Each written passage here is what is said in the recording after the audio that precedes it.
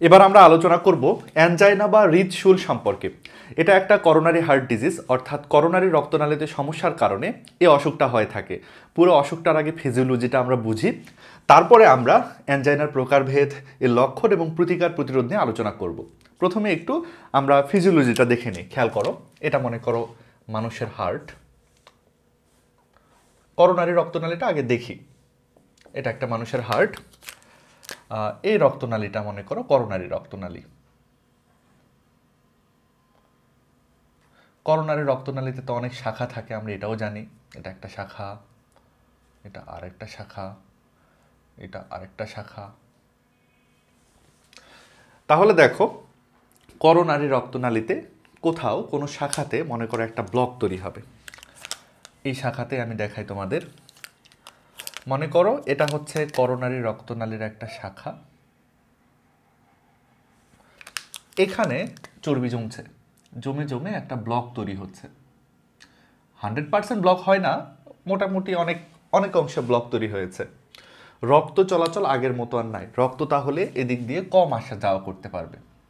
আমরা জানি যে করোনারি রক্তনালীগুলো কিন্তু অক্সিজেনযুক্ত রক্ত সাপ্লাই করে। তাহলে দেখা যাচ্ছে যে এদিক দিয়ে রক্ত একটু কম আসতে পারবে, যেহেতু ব্লক হয় রক্ত চলাচল আগের মতো আর হবে না। তাহলে এই জায়গার যে মাসলগুলো থাকবে, এই আশপাশের যে মাসলগুলো থাকবে, এই মাসলগুলো কিন্তু পর্যাপ্ত অক্সিজেনযুক্ত রক্ত পাবে না। এই মাসলগুলো তাহলে পর্যাপ্ত অক্সিজেনযুক্ত রক্ত পাবে না, বা অক্সিজেনের অভাব হবে। এই মাসলগুলোতে যখন অক্সিজেনের অভাব হবে, আমরা জানি অক্সিজেনের অভাব হলে মাসলের মধ্যে অবাত শ্বসন হয়। তখন এখানে হবে কি? অবাত শ্বসন। কি হলো? প্রথমে অক্সিজেন এর অভাব হলো। অক্সিজেনের অভাবের কারণে কি হলো? অবাত শ্বসন হলো। অবাত শ্বসন হলে যেটা হবে, আমরা জানি যে খাদ্যবস্তু থেকে C6H12O6 খাদ্যবস্তু থেকে একটা অ্যাসিড তৈরি হয়। অ্যাসিডটার নাম হলো ল্যাকটিক অ্যাসিড। ল্যাকটিক অ্যাসিড তৈরি হয়। এই যে অ্যাসিডটা দেখো, এটার নাম কিন্তু ল্যাকটিক অ্যাসিড। সংকেত মনে রাখা লাগবে না, জাস্ট থিওরিটা বোঝো। তাহলে কি হচ্ছে? রক্ত চলাচল বাধাগ্রস্ত হচ্ছে ব্লকের কারণে। এজন্য অক্সিজেনের অভাব হচ্ছে। অক্সিজেনের অভাব হলে অবাত শ্বসন হচ্ছে। অবাত শ্বসন হলে সেই মাসলে কি তৈরি হচ্ছে? Lactic acid. তাহলে এই মাসলগুলোতে তৈরি হচ্ছে ল্যাকটিক অ্যাসিড। আর ল্যাকটিক অ্যাসিড যদি কোনো মাসলে তৈরি হয়, তখন কিন্তু সেই মাসলে ব্যথা সৃষ্টি হয়। ল্যাকটিক অ্যাসিড কিন্তু ব্যথা তৈরি করে, তখন আমাদের হার্টের মধ্যে ব্যথা হয়। এটাই হচ্ছে অ্যানজাইনা। অ্যানজাইনা হলে তাহলে কি হবে? ল্যাকটিক অ্যাসিড তৈরি হবে। ল্যাকটিক অ্যাসিডের কারণে হবে কি? একটা চিনচিনে ব্যথা। একটা চিনচিনে ব্যথা, আমি জাস্ট ব্যথাই লিখলাম। একটা তীব্র চিনচিনে ব্যথা সৃষ্টি হবে বুকের মধ্যে।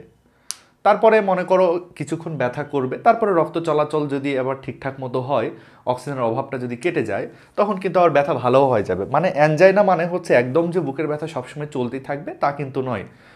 যখনই কোনো হার্টের কোনো মাসলের মধ্যে পর্যাপ্ত অক্সিজেন যাচ্ছে না, তখন তার মধ্যে ব্যথা শুরু হবে। ব্যথাগুলো কিছুক্ষণই স্থায়ী হবে, 5 থেকে 30 মিনিট বা 1 ঘন্টা পর্যন্ত ব্যথা থাকবে, তারপর আবার সেরেও যাবে। তার মানে অ্যানজাইনা মানে হচ্ছে হার্টের মধ্যে প্রচণ্ড ব্যথা। হার্টে ব্যথা কেন হচ্ছে? ল্যাকটিক অ্যাসিড তৈরি হচ্ছে তাই। ল্যাকটিক অ্যাসিড কেন হচ্ছে? অবাত শ্বসন হচ্ছে তাই। অবাত শ্বসন কেন হচ্ছে? অক্সিজেনের অভাব হচ্ছে তাই। অক্সিজেন কেন অভাব হচ্ছে? কারণ পর্যাপ্ত রক্ত চলাচল করতে পারছে না। পর্যাপ্ত রক্ত চলাচল কেন করতে পারছে না? কারণ রক্তনালীটা, করোনারি রক্তনালীটা বিভিন্ন চর্বির ব্লক দ্বারা কিন্তু বন্ধ হয়ে যাচ্ছে, অথবা অনেক অংশে কিন্তু বন্ধ হয়ে গেছে। এরকম একটা সিচুয়েশন। হৃদশুল, হৃদ শব্দের মানে তোমরা জানো হার্ট বোঝাচ্ছে, আর শুল মানে হচ্ছে তীব্র ব্যথা। তীব্র ব্যথা। তো যাই হোক, অ্যানজাইনা মানে হচ্ছে তাহলে বুকের মধ্যে তীব্র ব্যথা। কেন হয়, কিভাবে হয়, ফিজিওলজিটা আশা করি তোমরা বুঝছো। এখন দেখো, অ্যানজাইনার 3টা প্রকার আছে। একটাকে বলা হয় সুস্থিত বা স্টেবল অ্যানজাইনা, আরেকটাকে বলা হয় অস্থিত বা অস্থিত আনস্টেবল অ্যানজাইনা, আরেকটা হচ্ছে প্রিন্স মেটাল অ্যানজাইনা। প্রথমটা থেকে একটু আলোচনা শুরু করি। প্রথমে সুস্থিত বা স্টেবল অ্যানজাইনা নিয়ে একটু আলোচনা করি। এটাকে সুস্থিত বা স্টেবল অ্যানজাইনা বলা হচ্ছে, এর কারণ হলো এই অ্যানজাইনাটা বা এই বুক ব্যথাটা মোটামুটি একটা প্যাটার্ন মেনে চলে। রুগী বুঝতে পারে যে তার কখন অ্যানজাইনা হতে পারে। এর কারণ হচ্ছে রুগী যখন প্রচণ্ড পরিশ্রম করে, খুব কাজ টাজ করে বা ব্যায়াম করে, তখনই এই অ্যানজাইনাটা আসে এবং কিছুক্ষণ রেস্ট নিলে এই অ্যানজাইনাটা আবার সেরেও যায়। তবে মনে রেখো, শুধু কাজ করলে বা শারীরিক পরিশ্রম করলেই যে বুক ব্যথা শুরু হতে পারে এমন না। রুগী যদি মানসিকভাবে খুব খারাপ থাকে, মানে বিষণ্ণ থাকে বা কোনো দুঃসংবাদ শোনে, অথবা যদি কখনো শীত লাগে বেশি, তারপরে রুগী যখন বেশি পরিশ্রম করে বা দৌড়াদৌড়ি করে, তখন যদি বুক ব্যথা সৃষ্টি হয় এবং বিশ্রাম নিলে বুক ব্যথাটা সেরে যায়, তখনই সেটাকে আমরা বলবো হচ্ছে সুস্থিত বা স্ট্যাবল অ্যানজাইনা। একটা প্যাটার্ন আছে এটা। অস্থিত অ্যানজাইনা বা আনস্টেবল অ্যানজাইনা, এটা কাকে বলা হচ্ছে? এটার কোনো প্যাটার্ন নাই। রুগী রেস্ট নিচ্ছে, তখনও হুট করে বুকের ব্যথা শুরু হয়ে যেতে পারে। রুগী এখন কাজ করছে না, হুট করে বুকের ব্যথা শুরু হয়ে যেতে পারে। এরকম হুটহাট করে যদি বুকের ব্যথা চলে আসে, কাজ না করলেও বিশ্রামরত অবস্থায়ও, সেটাকে কিন্তু বলা হচ্ছে অস্থিত অ্যানজাইনা বা আনস্টেবল অ্যানজাইনা। ওটা আগের চেয়েও বেশি ডেঞ্জারাস। এটা কিন্তু হুটহাট করে আসে, এজন্য রুগীর কোনো প্যাটার্ন বুঝতে পারে না এবং রেস্ট নিলেও এটা সারে না। এটা যতক্ষণ ধরে চলতে থাকবে, চলতেই থাকবে। এটার উপরে আসলে রোগীর কোনো কন্ট্রোলই থাকে না। তো এই অ্যানজাইনাটা তাহলে আগেরটার চেয়ে বেশি ভয়ঙ্কর। লাস্ট যেটা আমরা পড়ছি সেটার নাম হচ্ছে প্রিন্স মেটাল অ্যানজাইনা। এই প্রিন্স মেটাল শব্দটি এসছে আমেরিকার একজন ডাক্তারের নাম থেকে। তিনি অ্যানজাইনাটাকে ব্যাখ্যা করেছিলেন। তো যাই হোক, এই অ্যানজাইনাটা আসলে কি? মানুষ ঘুমে থাকলে মোটামুটি শেষ রাতের দিকে যদি প্রচণ্ড বুক ব্যথা হয়, সেটাকে নাম দেওয়া হয়েছে প্রিন্স মেটাল অ্যানজাইনা।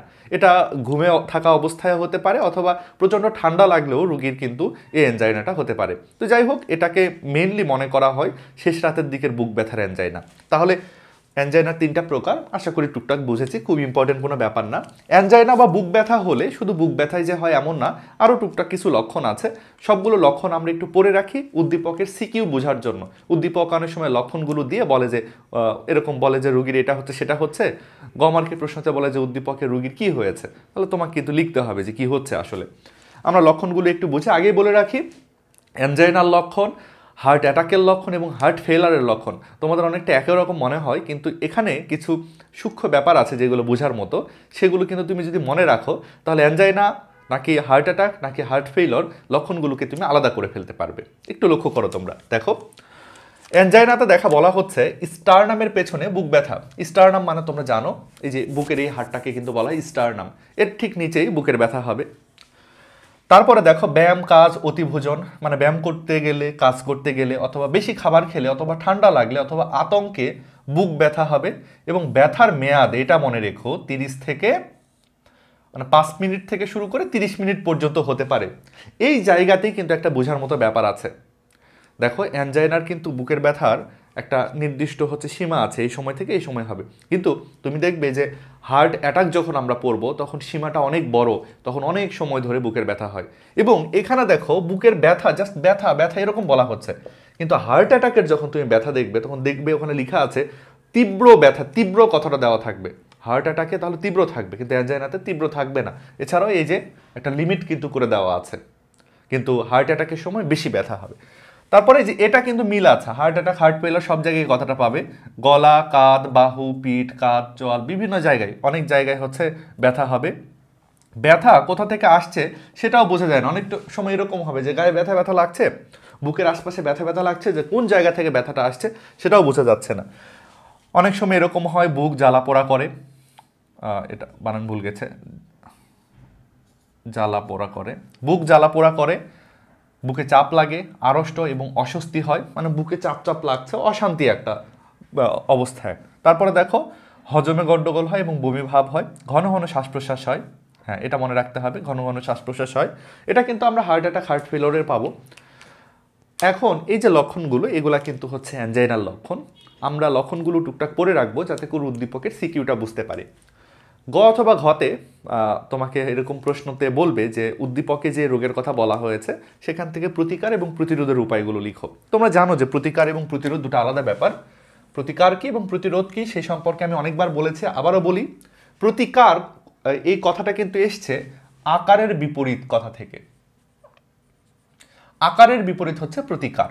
একটা অসুখ আকার পাচ্ছে, তোমার শরীরে একটা অসুখ দেখা যাচ্ছে, এই মুহূর্তে যে ব্যবস্থাগুলো নেওয়া হয় সেটাকেই বলা হয় প্রতিকার, মানে চিকিৎসা।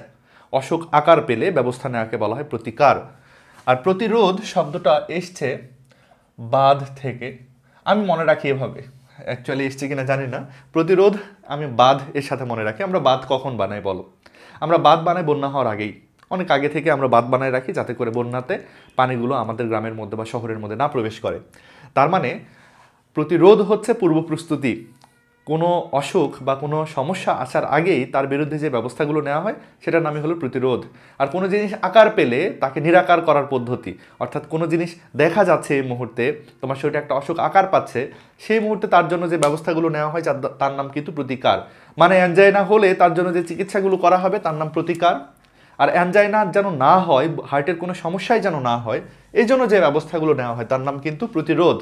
সবসময় বলা হয় প্রতিকারের চেয়ে প্রতিরোধ সহজ, অর্থাৎ অসুখ হওয়ার আগে তার বিরুদ্ধে ব্যবস্থা নেওয়া অসুখ হওয়ার পরে চিকিৎসা করার চেয়েও কিন্তু বেশি সহজ। মানে আগে থেকে একটু পূর্ব প্রস্তুতি থাকাটা বেশি সহজ, পরে অসুখ হয়ে গেলেই কিন্তু বেশি বিপদ, এরকম কিন্তু কথা আমরা অনেকবার শুনেছি। তো যাই হোক, আমরা প্রতিকার প্রতিরোধগুলো একটু দেখি। প্রথমে একটা প্রতিকার দেওয়া আছে, দেখো ইসিজি এবং ইকোকার্ডিগ্রাম, এগুলো সম্পর্কে আলাদা ভিডিওতে আলোচনা করা আছে। ইসিজি কি? ইসিজি হচ্ছে হার্টের বিভিন্ন সিগন্যালগুলো ঠিকঠাক মতো চলছে কিনা, হার্টের স্পন্দনটা সঠিকভাবে হচ্ছে কিনা, এটা বোঝার জন্য একটা টেস্ট। আমি এক্স্যাক্টলি বলতে পারবো না কিভাবে করে এটা আসলে। ইকোকার্ডিওগ্রাম, ইকো মানে প্রতিধ্বনি, আমরা জানি শব্দ প্রতিধ্বনিকে ব্যবহার করে। আল্ট্রাসোনোগ্রামও এটাকে কিন্তু বলা হয়, শব্দের প্রতিধ্বনিকে ব্যবহার করে হার্টের বিভিন্ন জায়গার অবস্থাটা বোঝার চেষ্টা করা, এটাই কিন্তু ইকোকার্ডিওগ্রাম। আল্ট্রাসোনোগ্রাফি হলেই বেশি তোমরা বুঝতে পারবে, যে একটা মেশিনে যে বুকের আশপাশে একটু ধরে ধরে বোঝার চেষ্টা করে যে ভেতরে আসলে কোন অঙ্গটা কিভাবে আছে। তারপরে দেখো, প্রথমে হচ্ছে টেস্টগুলো করা হলো, তারপরে ডাক্তারের পরামর্শ মতো ওষুধ অথবা অপারেশন করতে হবে। এগুলো কিন্তু প্রতিকার চলছে। এখন কিছু প্রতিরোধ পড়ি, মানে যেন না হয় তার জন্য কি কি করণীয়। ধূমপান এবং মদপান পরিহার করা। ধূমপান মদপান বিভিন্নভাবে হার্টের ক্ষতি করে, তাহলে আমরা যদি এই দুটাকে পরিহার করতে পারি তাহলে কিন্তু আমাদের হার্টের অসুখ হওয়ার চান্স কমে যায়। হাঁটাচলা করা, সবসময় হাঁটাচলা করা, কায়িক পরিশ্রম করা, ব্যায়াম করা, এগুলো যদি করি তাহলে আমাদের হার্ট বেশি সুস্থ থাকে। সুষম খাবার খাওয়া অবশ্যই খুবই ইম্পর্টেন্ট ব্যাপার এটা। ভালো খাবার খেলে আমাদের হার্টের গায়েতে চর্বি জমবে না। আমরা যদি ভালো খাবার খাই, চর্বিযুক্ত খাবার না খাই, তাহলে চর্বিটা জমবে কি করে? চর্বি জমবে না, আমরা সুস্থ থাকবো। তারপরে দেখো ডায়াবেটিস, রক্তচাপ, কোলেস্টেরল ইত্যাদি নিয়ন্ত্রণে রাখা। ডায়াবেটিস নিয়ন্ত্রণে রাখা, ডায়াবেটিস রোগীদের যেন ডায়াবেটিসের যে সুগার লেভেল সেটা বেশি না বেড়ে যায়, বেশি না কমে যায়, এগুলো নিয়ন্ত্রণ রাখা। রক্তচাপও স্বাভাবিক রাখতে হবে। আমরা যেন আমাদের শরীরে কোলেস্টেরলের পরিমাণটাও সঠিকভাবে রাখতে পারি, কোলেস্টেরল যেন না বেড়ে যায়, এগুলো আমাদের করতে হবে এই অ্যানজাইনা থেকে আমাদের দূরে থাকতে। তাহলে এই প্রতিকার প্রতিরোধগুলো টুকটাক মনে রেখো, ইচ্ছে মতো আরও বানায় বানায় লিখো, বেশি করে শাকসবজি খাওয়া, হ্যান যা মনে আসে লিখে দিও। আর এইগুলো আমাদের একটু সিরিয়াসলি মুখস্থ রাখতে হবে। এবার আমরা আলোচনা করব হার্ট অ্যাটাক সম্পর্কে। হার্ট অ্যাটাকের আরও একটা নাম রয়েছে, সেটা হচ্ছে মায়োকার্ডিয়াল ইনফার্কশন। মেডিকেলে কিন্তু হার্ট অ্যাটাকের পরিবর্তে মায়োকার্ডিয়াল ইনফার্কশন এই শব্দটাই বেশি ব্যবহার হয়। হার্ট অ্যাটাক শব্দটা আমাদের গল্প আলাপে বেশি ব্যবহার হয়। মায়োকার্ডিয়াল ইনফার্কশন বেশ বড় একটা শব্দ, এই জন্য এটাকে সংক্ষেপে এমআই বলা হয়। এমআই, মায়োকার্ডিয়াল ইনফার্কশন মানেই হচ্ছে এমআই। তাহলে হার্ট অ্যাটাকের অনেক নাম, heart attack, myocardial infarction, MI. আমি যখন স্টুডেন্ট ছিলাম তখন একটা প্রশ্ন এসেছিল যে এমআই বলতে কি বোঝায়। আমি ভাবছি যে এমআই বলতে কি বোঝাবে, শাওমি কোম্পানি না। পরে দেখি যে হচ্ছে হার্ট অ্যাটাকেরই অপর নাম হলো এমআই। তো যাই হোক, হার্ট অ্যাটাকের ফিজিওলজিটা আমাদের একটু জেনে নিতে হবে। হার্ট অ্যাটাক সম্পর্কে আমাদের একটা ভুল ধারণা আছে, সেটার অবসানটাও এখনই ঘটাতে হবে। আমরা অনেকটা মনে করি এরকম যে হার্ট অ্যাটাক মানে হয়তো হার্ট বন্ধ হয়ে যাওয়া, হার্ট মনে হয় একদম কাজ করা বন্ধ করে দিচ্ছে। হার্ট কাজ করা বন্ধ করে দেওয়া মানে হচ্ছে মানুষটা মারা যাচ্ছে। হার্ট অ্যাটাক একদম মানুষের মৃত্যু ঘটায়, এরকম আমরা চিন্তা ভাবনা করি, কিন্তু আসলে তা নয়। হার্ট অ্যাটাক বিষয়টা অতটাও প্রাণঘাতী নয়। সমস্যা, এটা অবশ্যই বড় একটা সমস্যা, কিন্তু হার্ট অ্যাটাক হলেই মানুষ মরে যাচ্ছে বিষয়টা এরকম না। দেখো হার্ট অ্যাটাক কীভাবে হয় এবং হলে কি হয় সেটা একটু দেখে নেই। মনে করো এটা একটা মানুষের হার্ট, এটা একটা মানুষের হার্ট। আমি ব্যবধায়ক পর্দাটা মিশিয়ে দিলাম। তোমরা জানো যে হার্টের ভেতর দিয়ে একটা রক্তনালী থাকে, দেখতে মুকুটের মতো, নাম হচ্ছে করোনারি রক্তনালী। করোনারি রক্তনালী হার্টের বিভিন্ন মাসলে রক্ত সাপ্লাই করে, এটাই হচ্ছে সেই করোনারি রক্তনালী। এটাই হচ্ছে করোনারি রক্তনালী। হার্টের বিভিন্ন জায়গায় রক্ত সাপ্লাই করে এই রক্তনালী, এটার নামই হচ্ছে করোনারি রক্তনালী। তো করোনারি রক্তনালীর অসংখ্য সরু সরু শাখা থাকে। আমি যে মোটা শাখা দেখাচ্ছি এরকম না, অনেক সরু সরু শাখা থাকে। ওই শাখাগুলোতে চর্বি জমতে থাকে। চর্বি জমাটাকে কিন্তু বলা হয় প্লাক। চর্বি জমার প্রক্রিয়াটাকে বলা হয় অ্যাথেরোস্ক্লেরোসিস, এগুলো আমরা আগেও জেনেছি। চর্বি জমতে যখন থাকে তখন মোটামুটি দেখা যায় যে এই শাখাটার ভেতরে যে ফাঁকা জায়গা লুমেনটা আস্তে আস্তে বন্ধ হয়ে যাচ্ছে, রক্তনালীটা আস্তে আস্তে বন্ধ হয়ে যাচ্ছে। রক্তনালী যখন বন্ধ হতে শুরু করে এই অবস্থাটাকে কিন্তু বলা হয় অ্যানজাইনা, সেটা আমরা আগে আলোচনা করেছি। এবার মনে করো রক্তনালী অনেকটাই বন্ধ হয়ে গেছে, একদম প্রায় বন্ধ হওয়ার পথে, এই অবস্থাটাকে কিন্তু বলবো আমরা হার্ট অ্যাটাক। তার মানে এনজাইনার পরের ধাপ হচ্ছে হার্ট অ্যাটাক। এখন এই সময় কোন কোন ঝামেলাগুলো ঘটে সেগুলো আমরা একটু দেখি। মনে করো এই রক্তনালীটা একদম বন্ধ হয়ে গেল, বা মোটামুটি 95% বন্ধ হয়ে গেল, তখন কি হবে? এই রক্তনালী দিয়ে কিন্তু আর অক্সিজেনযুক্ত রক্তগুলো চলাচল করতে পারবে না। তাহলে এই রক্তগুলো যে মাসলগুলোতে, মনে করো এই মাসলগুলোতে রক্ত সাপ্লাই করতো, এই মাসলগুলোতে রক্ত সাপ্লাই বন্ধ হয়ে যাবে। তাহলে রক্তের অভাবে এই মাসলগুলো বা এই কোষগুলো মরতে শুরু করবে। তাহলে রক্তের অভাবে যদি কোষগুলো মরতে শুরু করে এই অবস্থাটাকে বলা হচ্ছে হার্ট অ্যাটাক। আর রক্তগুলো যদি পর্যাপ্ত পরিমাণে না যায়, রক্তনালী কিন্তু অনেকাংশ বন্ধ হয়ে যায়, তখন কোষগুলো অবাত শ্বসন করে, হার্টে খুব ব্যথা হয়, এই অবস্থার নাম কিন্তু অ্যানজাইনা। তাহলে হার্ট অ্যাটাকে কোষগুলোর মৃত্যু ঘটতে থাকবে, কোষের মৃত্যু ঘটবে, পেশির মৃত্যু ঘটবে। এটাই হচ্ছে হার্ট অ্যাটাক এবং অ্যানজাইনার বড় একটা পার্থক্য। তবে এটাও মনে রাখতে হবে, হার্ট অ্যাটাক মানেই যে সব কোষ মরে যাচ্ছে এমন না, এখানেও অ্যানজাইনার মতো অবস্থা সৃষ্টি হতে পারে। অর্থাৎ এখানেও রক্ত স্বল্পতা হতে পারে, অক্সিজেন স্বল্পতার কারণে কোষগুলোতে প্রচণ্ড ব্যথা হতে পারে। তার মানে আমরা মনে রাখবো এনজাইনা এর সঙ্গে আরও বেশ কিছু ঝামেলা, এই অবস্থাটার নামই তাহলে হার্ট অ্যাটাক। তাহলে হার্ট অ্যাটাকের মেইনলি ব্যাপারটা এরকম করে আমরা ব্যাখ্যা করতে পারি, যদি এক কথায় আমরা সংজ্ঞা লিখি, হৃৎপিণ্ডের কোনো করোনারি রক্তনালীতে প্লাক তৈরির কারণে রক্ত চলাচল বন্ধ হয়ে গেলে, হৃৎপেশিগুলোর মৃত্যু ঘটতে থাকলে এই অবস্থাটাকে বলা হচ্ছে হার্ট অ্যাটাক। তবে এটাও মনে রাখতে হবে, হার্ট অ্যাটাক মানেই যে হৃৎপেশি সব মারা যাচ্ছে এমনও না, এখানে অ্যানজাইনার মতো পরিস্থিতিও তৈরি হতে পারে। হার্টের মাসলে ল্যাকটিক অ্যাসিড তৈরির কারণে হার্টে ব্যথাও হতে পারে। তো যাই হোক, আমরা মোটামুটি ফিজিওলজিটা বুঝেছি, এবার লক্ষণগুলো একটু ব্যাখ্যা করার চেষ্টা করি। প্রথমে বুকে ব্যথা, ওই যে আগে যেটা বললাম অ্যানজাইনার মতো পরিস্থিতি, অক্সিজেনের স্বল্পতা হচ্ছে বলে ল্যাকটিক অ্যাসিড তৈরির কারণে হার্টের মাসলে ব্যথা হচ্ছে, তখনই বুকে ব্যথা ফিল হয়। ঊর্ধ্বাঙ্গের অন্যান্য অংশে অস্বস্তি, এটা কেন হয় একটু ব্যাখ্যা করি। দেখো, হার্টের অনেক মাসল মারা যাচ্ছে, দেখো এই মাসলগুলো মনে করে মারা যাচ্ছে, তাহলে হার্ট তো আর আগের মতো শক্তিশালী থাকবে না, হার্ট তো দুর্বল হয়ে যাবে।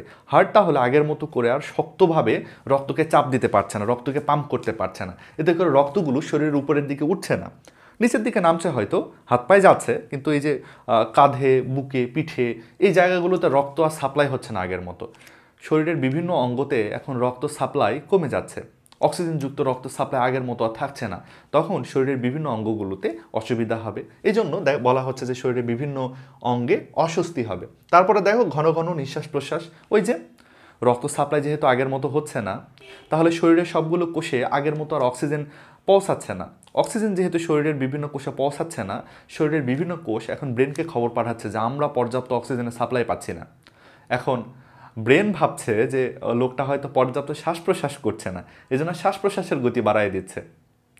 ব্রেন বুঝতে পারছে না তো যে হার্টের সমস্যার কারণে বিভিন্ন অঙ্গে আসলে অক্সিজেনের অভাব হচ্ছে। ব্রেন ভাবছে হয়তো ফুসফুস কাজ করছে না, এই জন্য শ্বাস প্রশ্বাসের হার বাড়ায় দিচ্ছে ব্রেন। তো এভাবে ঘন ঘন নিঃশ্বাস প্রশ্বাস হয়, বমি বমি ভাব হয়। এই যে শরীরের মধ্যে বিভিন্ন অস্বস্তি হলে ব্রেন বমির ভাবটা তৈরি করে। তারপরে ঘুমে ব্যাঘাত হয়, এই যে দেখো হার্ট শক্তিশালীভাবে রক্তকে পাম্প করতে পারছে না বলে রক্তগুলো ব্রেনে পৌঁছাচ্ছে না। এখন রক্ত ব্রেনে পৌঁছাচ্ছে না বলে ব্রেন সঠিকভাবে আর কাজ করতে পারছে না, ব্রেন আর রেস্ট করতে পারছে না, অর্থাৎ ঘুম হচ্ছে না ঠিক মতো, এরকম একটা সিচুয়েশন। মানে হার্টের দুর্বলতার কারণে শরীরের বিভিন্ন জায়গাতেই সমস্যা হতে পারে, শুধু হার্টের সমস্যা হবে এমন না। এই লক্ষণগুলো মাথায় রাখতে হবে। এখন অ্যানজাইনার সঙ্গে হার্ট অ্যাটাকের বেশ কিছু কনফিউশন হয়, তোমরা অনেকেই আলাদা করতে পারো না, সেগুলো একটু বলে দিচ্ছি। দেখো, লক্ষ্য করো, কিছু জিনিসপত্র অ্যানজাইনাতে কিন্তু ছিল না। যেমন এই যে ঘুমে ব্যাঘাত হওয়ার যে ব্যাপারটা, এটা কিন্তু এনজাইনাতে ছিল না। তারপরে দেখো এই যে বুকে ব্যথা, এটা কিন্তু এনজাইনাতে ছিল, তবে তোমাদের বলেছি তোমরা মনে রাখবে এখানে হার্ট অ্যাটাকের যে বুকের ব্যথা, এখানে বলা থাকবে কিন্তু তীব্র বুকে ব্যথা, তীব্র বুকে ব্যথা। এবং ওটাও বলেছিলাম এনজাইনাতে কিন্তু বুকের ব্যথার একটা লিমিট আছে, 5 মিনিট থেকে 30 মিনিট পর্যন্ত হয়, কিন্তু হার্ট অ্যাটাকের বেলায় এটা অনেকক্ষণ ধরে চলবে, এটা সবসময় চলবে এরকম একটা বুকের ব্যথা। তারপরে বলা হচ্ছে যে অ্যানজাইনা যখন হচ্ছিল তখন আমরা দেখেছিলাম যে ওখানে কিন্তু শরীরের যে বিভিন্ন অঙ্গে অস্বস্তি এটার কথা বলা হয়নি, বলা হচ্ছে যে শরীরের বিভিন্ন জায়গায় ব্যথা টুকটাক।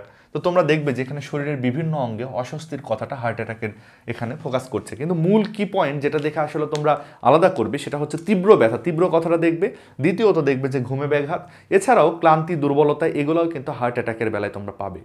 এখানে লেখা হয়নি, আমি লিখে ফেলি, ক্লান্তি, দুর্বলতা এগুলো থাকবে।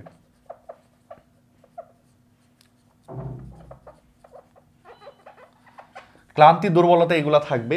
আরেকটা কি পয়েন্ট যেটা মনে রাখতেই হবে তোমাদের হার্ট অ্যাটাকের লক্ষণের বেলায়, সেটা এখন একটু লিখে ফেলি, বইয়ে দেওয়া ছিল না, আমি লিখে ফেলি। সেটা হচ্ছে ঘাম হবে, রোগী ঘেমে যাবে, রোগী ঘেমে যাবে। এই ঘাম হওয়ার কথাটাও কিন্তু তোমরা খুব ভালো করে মনে রাখবে লক্ষণের বেলায়। আচ্ছা, লক্ষণগুলো মোটামুটি আমরা চিনতে পারছি। কি পয়েন্ট হচ্ছে তীব্র বুকে ব্যথা, বিভিন্ন অঙ্গে অস্বস্তি, এই যে ক্লান্তি, দুর্বলতা এবং শরীরের মধ্যে ঘাম আমরা দেখব। এই জিনিসগুলো কিন্তু স্পেসিফিকভাবে হার্ট অ্যাটাককে নির্দেশ করে।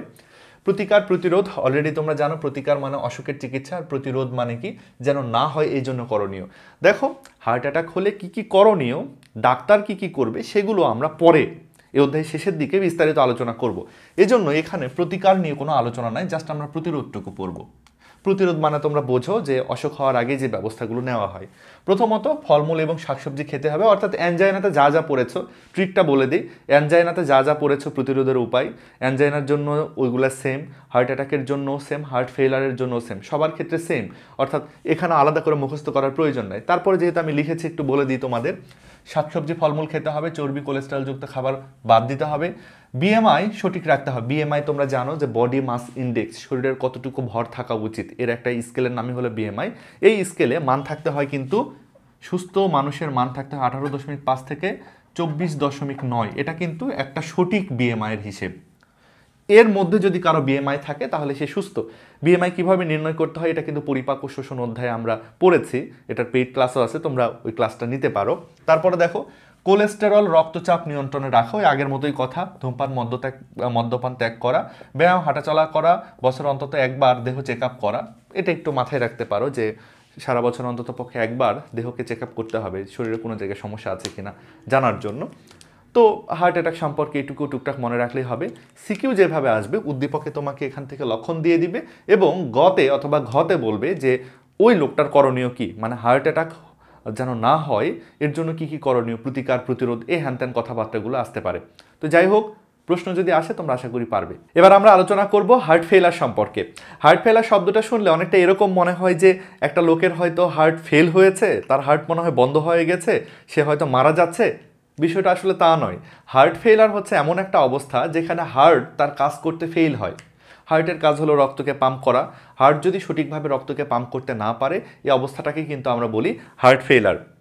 মানে হার্ট ফেলার মানে হার্ট বন্ধ হয়ে যাওয়া নয়। বাংলা সিনেমায় দেখানো হয় যে আনোয়ার হোসেন এরকম আমিনার মা বলে বুকে হাত দিয়ে পড়ে গেল, মরে গেল, এরকম সিচুয়েশনের নাম হলো কার্ডিয়াক অ্যারেস্ট। অথবা স্ট্রোকের কারণেও কিন্তু এরকম সিচুয়েশন তৈরি হতে পারে। আরেকটা জিনিস মনে রেখো, হার্ট স্ট্রোক বলেও কিন্তু কিছু নাই। স্ট্রোক কিন্তু হয় ব্রেনের মধ্যে। তাহলে স্ট্রোক ব্রেনের অসুখ। স্ট্রোক হলেও তাৎক্ষণিকভাবে মানুষ দুর্বল হয়ে যায়, ক্লান্ত হয়ে যায়, এরকম অজ্ঞান হয়ে পড়ে যেতে পারে। কিন্তু হার্ট ফেলার বা হার্ট অ্যাটাক যেটাই হোক না কেন, মানুষ ওরকম ধূপধাপ পড়ে যাবে না বা ধূপধাপ মৃত্যুর মুখে এগুতে থাকবে না।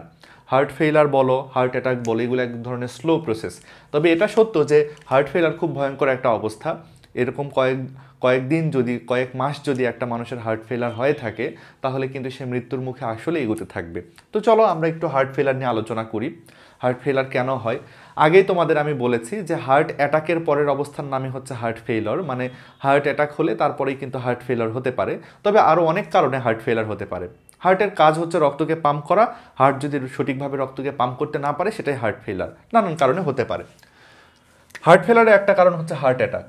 হার্ট অ্যাটাক মানে জানি আমরা হার্টের যে রক্তনালীগুলো আছে, করোনারি রক্তনালী ব্লক হয়ে গেলে হার্টের বিভিন্ন মাসল মারা যায়, তখন হার্ট আর সঠিকভাবে রক্তকে পাম্প করতে পারে না। এই অবস্থাটাও হচ্ছে হার্ট ফেলার। হার্ট ফেলার আরও একটা কারণে হতে পারে উচ্চ রক্তচাপ। উচ্চ রক্তচাপজনিত সমস্যার কারণেও কিন্তু হার্ট ফেলার হতে পারে। তোমরা মনে রেখো, রক্তচাপ উচ্চ হয়ে গেলে, উচ্চ রক্তচাপের জন্য কিন্তু হার্ট শুধু দায়ী না। আমাদের শরীরের মধ্যে রক্তচাপ নিয়ন্ত্রণের একটা তন্ত্র আছে, নাম হলো ব্যারো রিসেপ্টর। এই ব্যারো রিসেপ্টর সিস্টেম যদি কোনো কারণে রক্তচাপ বাড়িয়ে দেয়, আমাদের খাদ্যাভ্যাস বা জেনেটিক্যাল কারণে আমাদের রক্তচাপ যদি বেশি থাকে, তাহলে হার্ট ফেলার হতে পারে। হৃৎপিণ্ডের কপাটিকার রোগ, হার্টের মধ্যে অনেকগুলো দরজা আছে না, ভাল্বগুলো আছে, ওই ভাল্বগুলো যদি সঠিকভাবে না কাজ করে তাহলেও কিন্তু হার্ট সঠিকভাবে রক্তকে পাম্প করতে পারে না, তখনও হার্ট ফেলারের অবস্থা তৈরি হয়। হৃদস্পন্দনের ছন্দপতন, হার্টের মধ্যে সাইনোয়াট্রিয়াল নোড ছিল যে কিন্তু হৃদস্পন্দন নিয়ন্ত্রণ করত।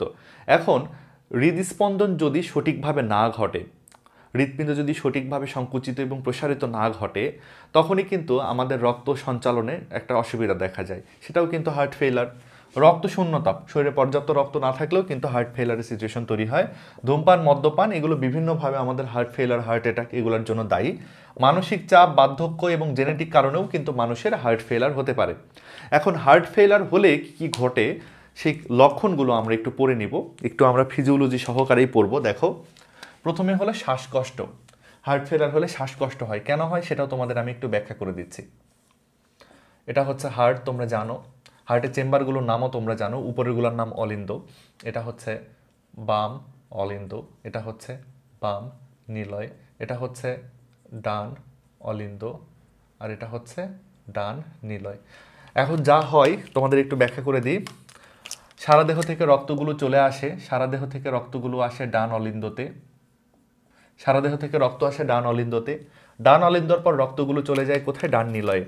ডান অলিন্দ থেকে রক্তগুলো চলে যায় ডান নিলয়ে, ডান নিলয় থেকে রক্তগুলো চলে যায় কোথায়? ফুসফুসে। এটা হচ্ছে ফুসফুস, ফুসফুসে মেইনলি যায় কার্বন ডাইঅক্সাইড যুক্ত রক্ত। এবার ফুসফুস থেকে ফিরে আসে কিন্তু অক্সিজেন যুক্ত রক্ত, ফুসফুস থেকে ফিরে আসে অক্সিজেন যুক্ত রক্ত, বাম অলিন্দতে অক্সিজেন যুক্ত রক্ত, বাম নিলয় অক্সিজেন যুক্ত রক্ত। এবার বাম নিলয় থেকে অক্সিজেন যুক্ত রক্তগুলো সারা দেহের মধ্যে চলে যায়, এইটুকু তো আমরা সবাই জানি। এখন সারা দেহ থেকে রক্তগুলো কিন্তু আবার বিভিন্ন রক্তনালী দিয়ে ঘুরে ঘুরে এই ডান অলিন্দতে ফিরে আসে। এখন দেখো বিষয়টা কেমন, শ্বাসকষ্ট হয়।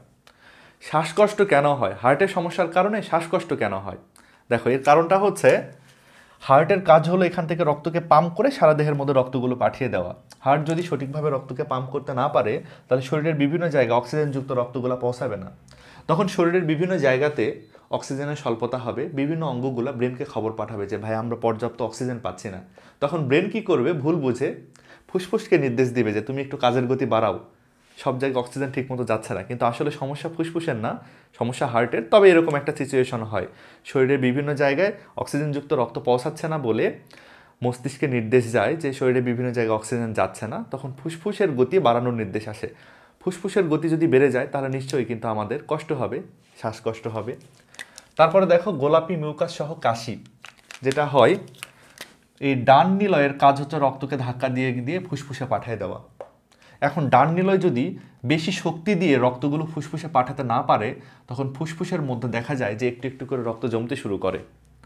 মানে ডান নিলয় যদি প্রচণ্ড বেগে রক্তকে চাপ দিত, তাহলে রক্তগুলো ফুসফুস দিয়ে ঘুরে আবার ডান অলিন্দতে ফিরে আসতো। যেহেতু ডান নিলয়টা ভালো চাপ দিতে পারছে না, এজন্য রক্তগুলো ফুসফুসে আটকা পড়ে যাচ্ছে, তাহলে ফুসফুসের মধ্যে রক্ত জমছে, রক্তের পানি জমছে, এজন্য বেশি কাশি হবে। অনেক সময় ওই রক্তগুলো, দেখো মিউকাস মানে কি? পিচ্ছিল পদার্থ। গোলাপি মিউকাস মানে কেন বলো তো?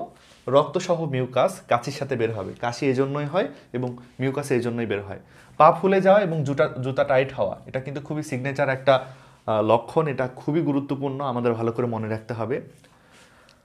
বাম নিলয়ের কাজ হচ্ছে রক্তকে প্রচণ্ড বেগে চাপ দেওয়া, যাতে করে রক্তগুলো পায়ে ঘুরে আবার সারা দেহ দিয়ে ঘুরে আবার যেন বুকে ফিরে আসতে পারে।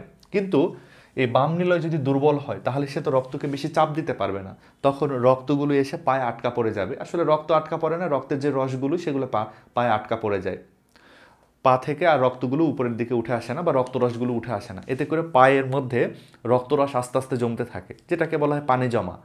তাহলে গ্রামের ভাষায় বলা হয় পানি জমা, মেডিকেলের ভাষায় না।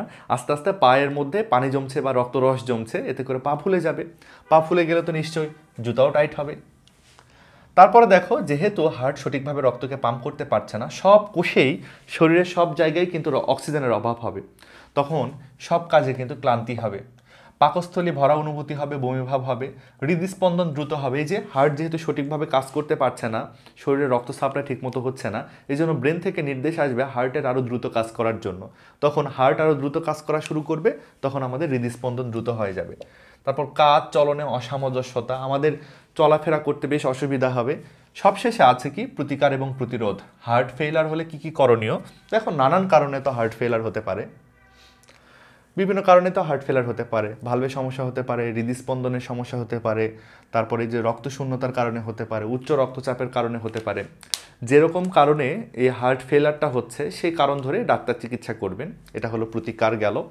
প্রতিরোধ কি? সার্বিকভাবে আমরা যদি সুস্থ জীবনযাপন করি এবং ভালো খাবার খাই, শাকসবজি ফলমূল বেশি করে খাই, চর্বি জাতীয় খাদ্য পরিহার করি, ধূমপান মদ্যপান ত্যাগ করি, এছাড়াও কায়িক পরিশ্রম করি, হাঁটাচলা করি, ব্যায়াম করি, এগুলো করলে কিন্তু আমাদের এই হার্ট ফেলার বা হার্টের যে কোনো সমস্যাজনিত বিষয়গুলোকে আমরা একটু এড়িয়ে যেতে পারবো বা অসুখগুলোকে প্রতিরোধ করতে পারবো। তো যাই হোক, আগের টপিকে হার্ট অ্যাটাকে আমরা যে প্রতিরোধের উপায়গুলো পড়েছিলাম, অ্যাঞ্জাইনাতে যা যা পড়েছিলাম ওগুলো এখানে লিখলেও হবে, আলাদা করে পড়ার প্রয়োজন নাই। আর প্রতিকার তো আমরা একটু পরে আলোচনা করবই।